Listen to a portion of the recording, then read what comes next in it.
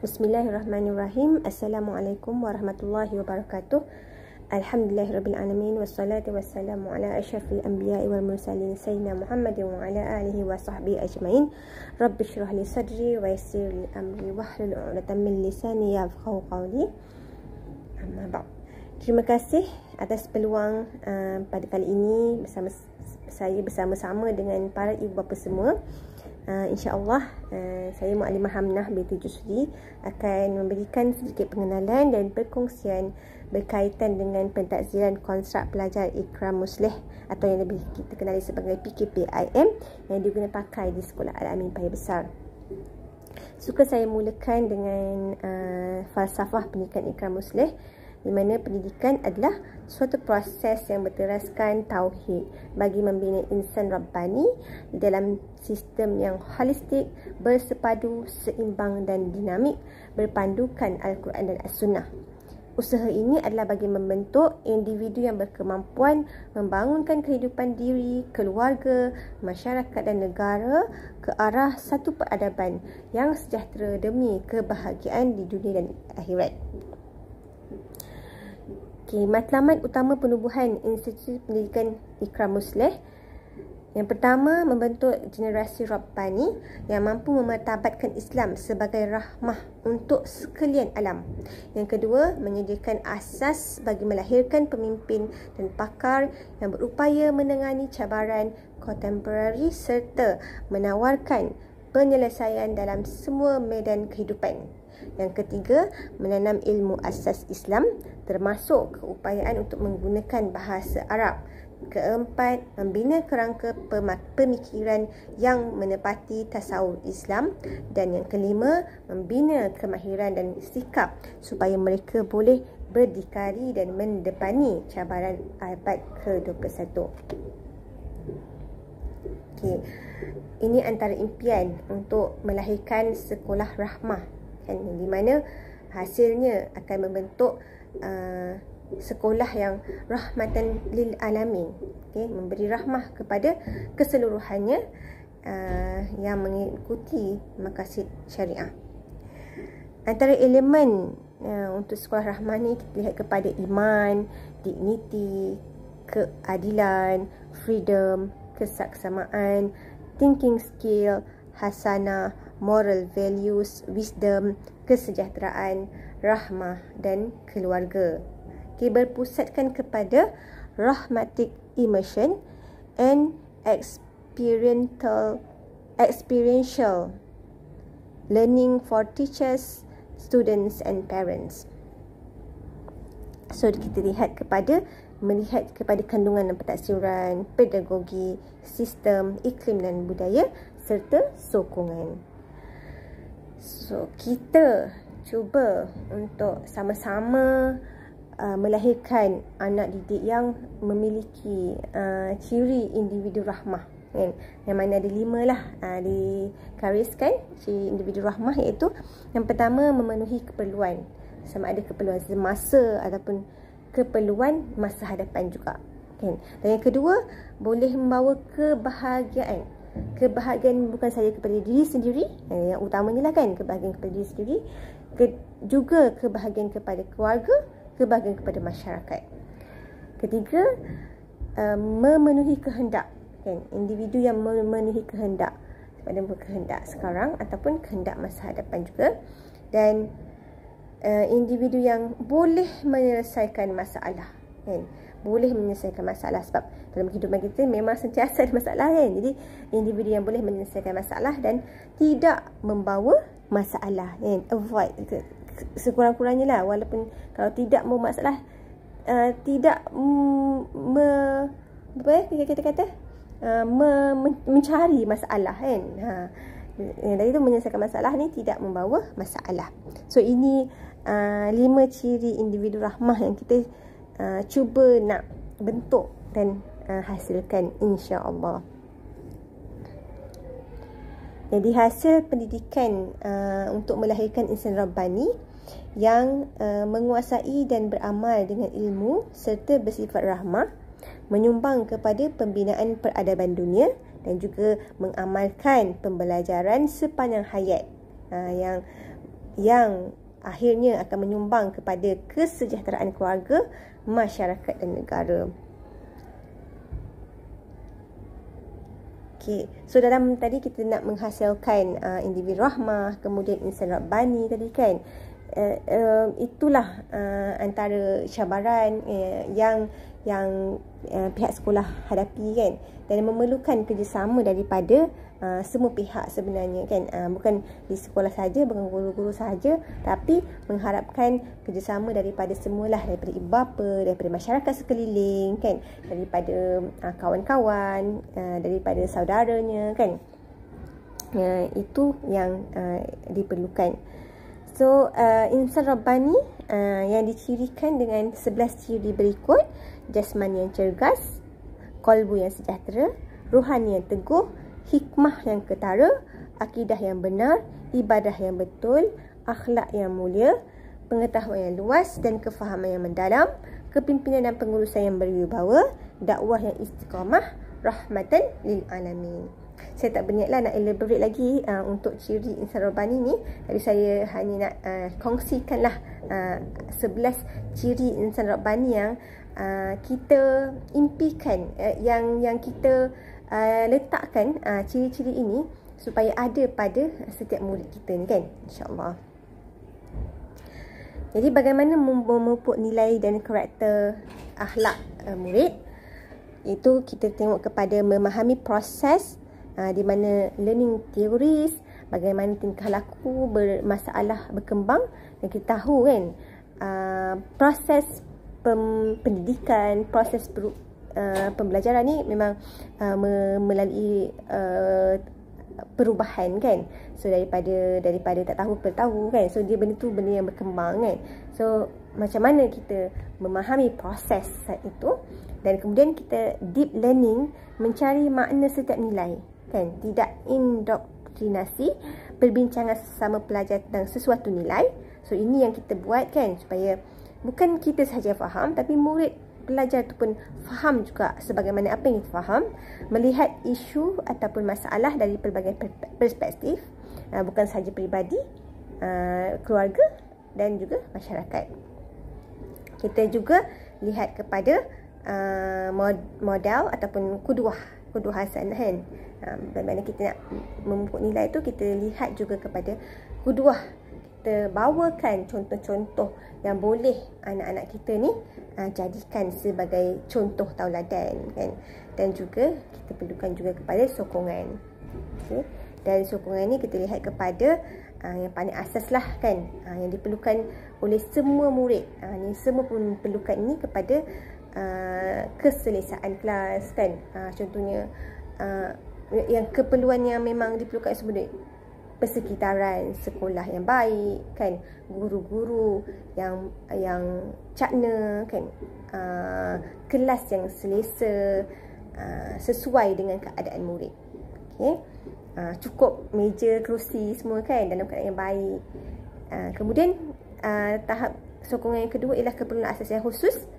Contohnya makanan, buku kan.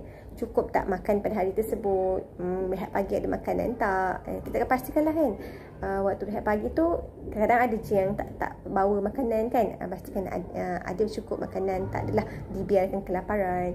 Kemudian bawa murid-murid bawa buku dengan baik kan, tak ada yang selalu tertinggal ke ataupun hilang ke, tak dapat ke. Kemudian bawa keperluan asas pembelajaran, pensel box kan, color pencil itulah. Kemudian sokongan juga keperluan sokongan khusus untuk pembelajaran yang lebih khusus lah kan. Contohnya mungkin kepada pakaian kan, uniform, ataupun perlukan lagi kepada kelas-kelas bimbingan, kelas-kelas tambahan, dan akhirnya juga kepada keperluan sokongan yang khusus terapi. Sebab anak-anak kita kan, anak murid kita ni bukan peribadinya tak adalah peribadi yang sama semuanya kan. Sebab murid ni adalah murid yang individu yang unik. So ia perlu ditengok kan, perlu dikenal pasti apa keperluan. Ada yang memang perlukan terapi pertuturan, ada yang memang perlukan terapi cara kerja. So perbincangan antara guru dan juga ibu bapa tu pun satu perkara yang penting untuk kita nak kenal pasti. Sebab kadang dekat sekolah tak nampak, dekat rumah yang nampaknya kan, ataupun kat rumah tak nampak, masalahnya dekat sekolah yang nampak. Kita buat ini adalah untuk membantu murid itu supaya akhirnya dia dapat seiring dengan rakan-rakan yang sama dengan dia kan. Kalau dia ketinggalan, kita bagi dia something supaya dia boleh pergi, kita bantu dia dan dia boleh ikut catch up dengan kawan-kawan dia yang lain juga, insya-Allah. Okay. Jadi bentuk kurikulum Ikrar Muslih ni dibentuklah berdasarkan kepada insya-Allah Al-Quran dan Sunnah tu kan. So yang pertama ni, pendidikan yang dapat menjelaskan hala tuju kehidupan. Kita nak anak-anak murid kita ni memang ada objektif kehidupannya kan. Nampak ke mana dia orang nak pergi kan. So kita, beberapa ayat lah kan, saya sharekan kat sini, tak semualah kan. Kalau kita tengok surah At-Tahrim, wahai orang-orang yang beriman, jagalah dirimu dan keluargamu dari api neraka. So hal tuju yang pertama tu memang selalulah kita ingatkan anak-anak ni kan. Kita nak apa kan? Kita nak syurga akhirnya kan. So kita nak, tak nak lah, kita nak jaga diri kita jauh daripada api neraka. Dan surah Az-Zumar ayat 10, katakanlah, hai hamba-hambaku yang beriman, bertakwalah kepada Tuhanmu. Orang-orang yang berbuat baik di dunia ini memperoleh kebaikan, dan bumi Allah itu luas. Sesungguhnya hanya orang-orang yang bersabar yang dicukupkan pahala mereka tanpa batas. So kita nak jadi orang yang bertakwa. Kemudian pendidikan yang membawa pengislahan diri, surah Al-Fatir ayat 27, apakah kami tidak memanjangkan umurmu dalam tempoh yang cukup untuk berfikir bagi orang-orang yang mahu berfikir, dan apakah tidak datang kepadamu pemberi peringatan. Kemudian pendidikan yang memberi inspirasi dan harapan, dalam surah Luqman ayat 16, hai anakku, sesungguhnya jika ada amal-amal itu sebesar biji sawi sekalipun, biar adanya di dalam batu atau di langit ataupun di bumi, nescaya Allah akan tunjukkan, memperlihatkannya. Sesungguhnya Allah Maha halus lagi Maha mengetahui kan.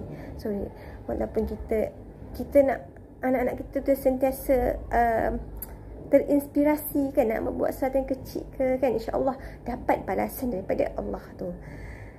Dan pendidikan yang relevan, seterusnya pendidikan yang relevan yang menepati masa dan suasana.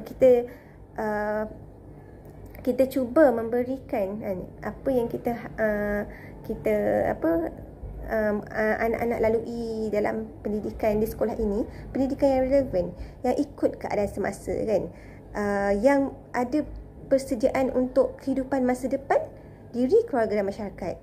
Dan pendidikan kita ni juga pendidikan yang integrasi, syumul, melintasi topik, melintas masa dan ruang, serta melintasi kurikulum.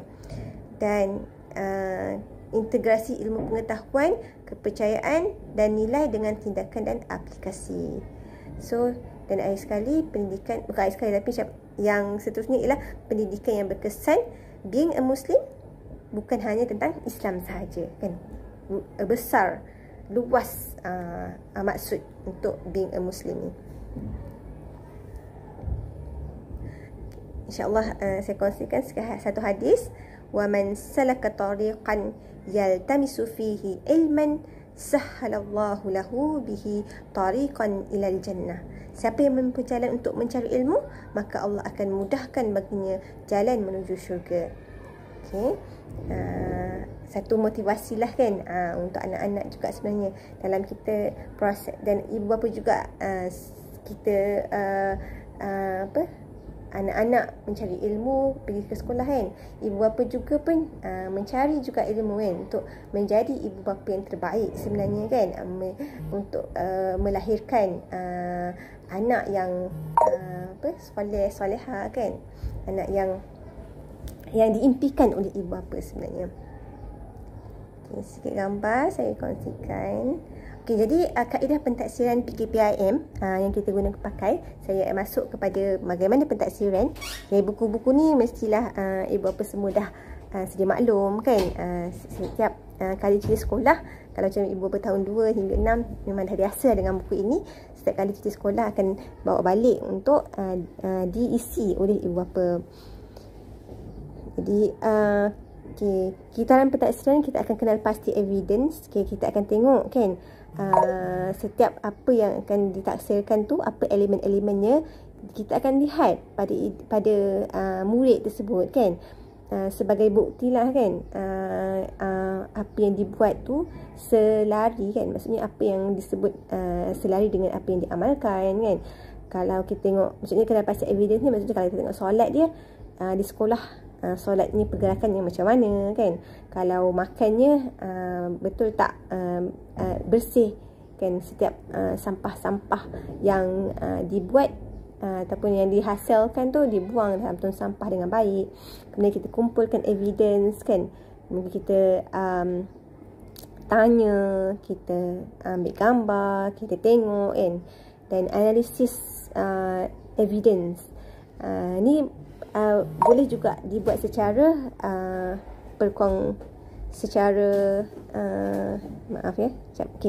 analisis evidence ni boleh juga dibuat secara perbincangan dengan murid-murid kan, semasa mentor-mentee. Kemudian buat kesimpulan dan lihat hasil pembelajaran, outcome-nya macam mana kan. So jadi strategi pelaksanaan PKPM ni kita ada 3 lah.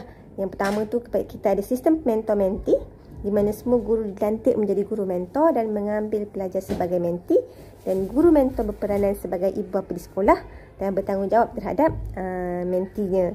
So sistem mentor-mentee lah yang mana satu slot dalam jadual waktu dan jadual kelas kita akan ada perjumpaan mentor-mentee. Dalam mentor-mentee lah kita akan bincangkan modul, bincangkan perkara-perkara yang merupakan aspek yang kita nak tengok pada setiap murid tu. Kemudian kita juga usaha secara bersepadu, di mana semua guru menjalankan usaha-usaha pembangunan akhlak melalui sesi PDP dan interaksi dengan pelajar. Jadi bukan sahaja terhenti di slot mentor-mentee, tapi guru subjek, guru kelas juga memainkan peranan dalam pembangunan akhlak kan. Ada perbincangan antara guru dan juga mentor untuk memastikan karakter pembangunan perubahan murid itu dapat dilaksanakan sebaiknya lah kan. Sebab bila ada perbincangan, bila pertemuan slot mentor-mentee, ada perkara-perkara yang akan ditekankan oleh mentor berdasarkan kepada perbincangan ataupun berdasarkan kepada keperluan pada kumpulan mentor tersebut. Semua bahagian dalam struktur organisasi sekolah memainkan peranan dalam pembangunan konstruk dalam diri pelajar secara khusus.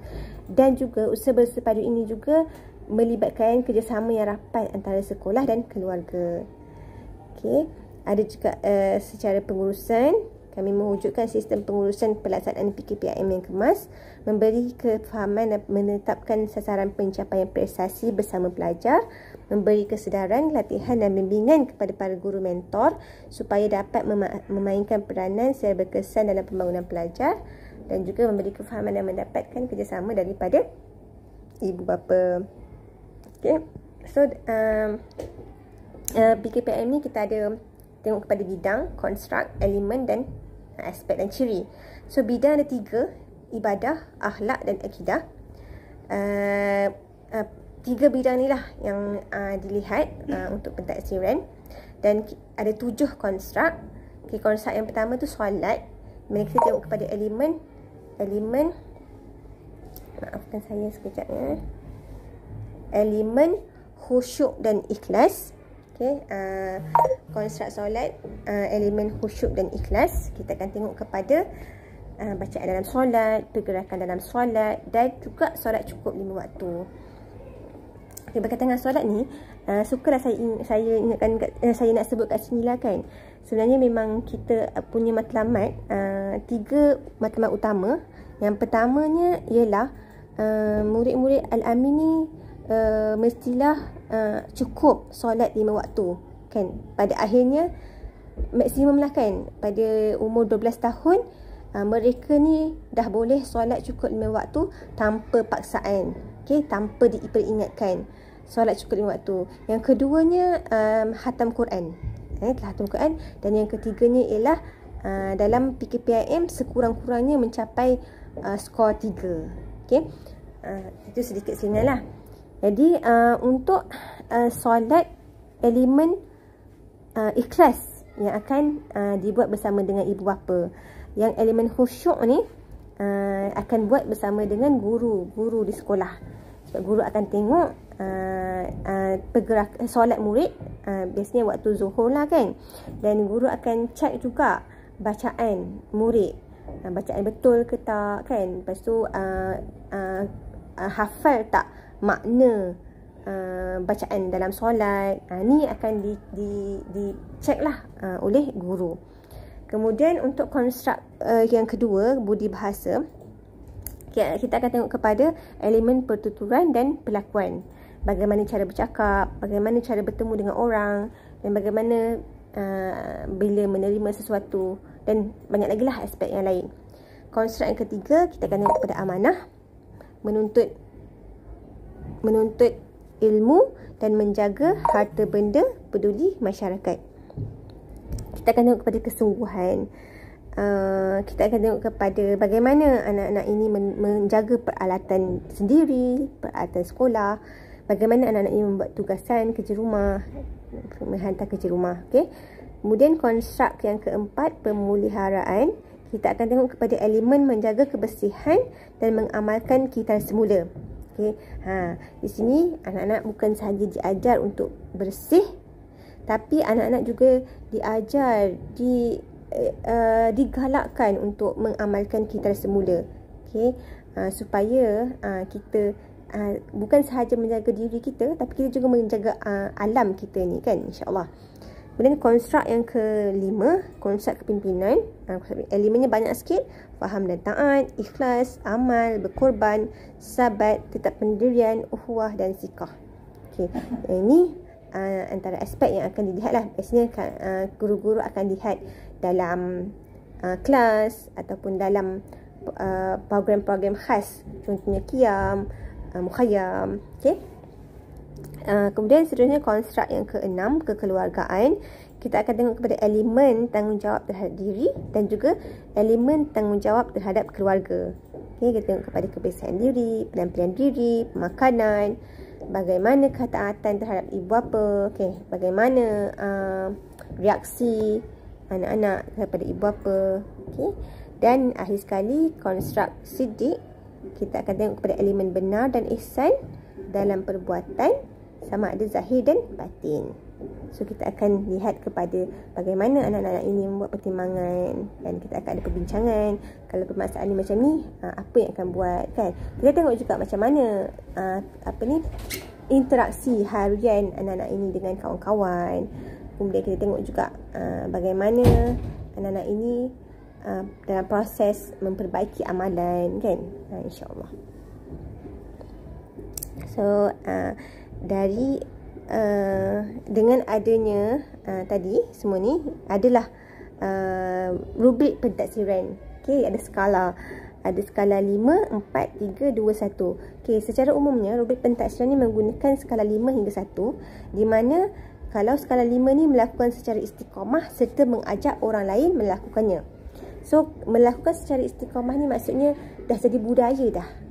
Murid ni buat benda tu memang tanpa paksaan, tanpa suruhan, buat terus. Dan diajak orang lain. Contohnya kalau aspek mengemas tempat tidur kan. Memang anak kita ni bangun tidur je terus kemas katil dia kan. Tanpa perlu ingat, tanpa perlu disebut pun, terus kemas. Dan untuk skala 5 ni dia akan ajak orang lain, kalau kawan dia ke kan, ataupun ni kalau asrama ada kawan lah, kalau dekat rumah tu adik kan, dia akan ajak adik untuk kemas katil adik dia pula kan, ataupun dia bantu untuk kemas katil adik dia. So tu skala 5. Kalau skala 4 melakukan secara istiqamah tanpa diperingatkan. So buat, namanya dah jadi budaya kemas katil tadi kan. kemas terus tanpa diperingatkan. Tapi dia buat untuk diri sendirilah. Tak tengok dah apa yang berlaku dekat sebelah-sebelah dia, bukan. Tak tengok, tak adalah rasa macam nak tegur adik punya katil yang tak kemas ke, macam tu. So yang ketiga, skala 3, melakukan apabila diperingatkan sekali. Okey, mak datang kan, kemas katil tu, baru kemas kan. Kalau tak sebut, tak kemas kan. Skala 2, melakukan apabila diperingatkan berulang kali. Kan, kena sebut 3-4 kali baru jalan. Dan kalau skala 1, tidak melakukan walaupun diperingatkan berulang kali. Sebutlah banyak kali pun tak buat. Tu skala 1. So ni kita tengok sebenarnya kan, kalau boleh anak-anak ni berubah kan, daripada skala 2 kepada skala 3, skala 3 kepada skala 4 kan. Okey, insyaAllah. Ini contoh untuk biasanya yang ibu bapa kena isi ialah muka surat 12, elemen menuntut ilmu dan peduli masyarakat. Tengok kesungguhan, persediaan ke sekolah, kerja rumah. So ibu bapa akan isi skala tadi tu 5 hingga 1 dekat pentaksiran. Mana pentaksiran yang perlu diisi kan. Kalau pentaksiran 1, isi dekat kotak pentaksiran 1. Kalau pentaksiran kedua, isi pada kotak pentaksiran kedua. Okay. Ni muka surat 12. Muka surat 17, tanggungjawab terhadap diri, awal, kebersihan gigi, kebersihan kuku, kebersihan rambut, kebersihan badan, penampilan diri, tempat tidur, jaga makanan, jaga minuman dan kesihatan jasmani.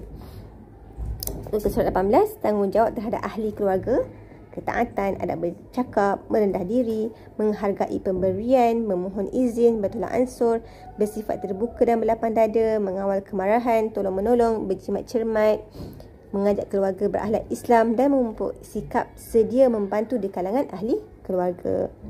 Okey, kemudian rubrik pentaksiran bagi solat ikhlas.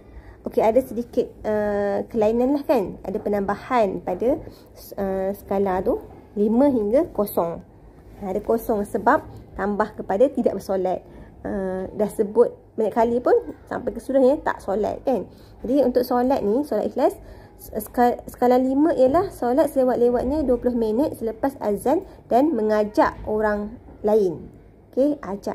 So maksudnya solat awal waktu dan juga ajak orang lain. Okey, solat berjemaah lah ni kan. Kalau skala 4, solat selewat-lewatnya 20 minit selepas azan. Solat awal waktu tapi seorang-seorang je kan, bersendirian je. Skala 3, solat dalam waktu tanpa diperingatkan. Masih lagi dalam selewat waktu tapi bukan awal waktu lah solat, mungkin dah dekat-dekat nak akhir kan, tapi solat tanpa disebut, tanpa diperingatkan, sendiri ingat kan. Skala 2, solat dalam waktu setelah diperingatkan. Mak datang ingatkan, dah solat ke belum, dah zuhur ni, dah solat ke belum, tu dah dapat skala 2 lah kan. Skala 1, solat luar waktu kerana tertidur semula atau terleka. Ini contohnya penat sangat hari tu kan main. So lepas main tu tidur. Tengok-tengok tak sempat nak solat zuhur. Dah masuk waktu asar kan. Tapi dia bangun ingat tak solat zuhur lagi, terus kodokkan solat zuhur tu kan. So dapatlah 1. Dan kalau akhirnya tak solat tu memang dapat 0 markah lah. Okay, ni muka surat yang untuk solat tu. So pentaksiran 1 pada muka surat 5, pentaksiran kedua pada muka surat 6. So isikan tarikh yang diberikan oleh guru tu dan hari, dan letakkan skor tu pada setiap solat kan. So like pada hari tersebut subuhnya berapa, zuhurnya berapa, asarnya berapa, maghribnya berapa, isyaknya berapa. Okay, ni boleh buat bersama dengan anak-anak. Kemudian rubrik pentaksiran bagi solat khusyuk. Yang ini biasanya gurulah yang buat. Okay, kita akan ada kita akan tengok kepada tidak bergerak tanpa keperluan. So kita akan tengoklah pergerakan. Kita taksirkan ini secara generalize lah kan. Kita taksirkan kekhusyukan murid itu berdasarkan kepada pergerakan kan.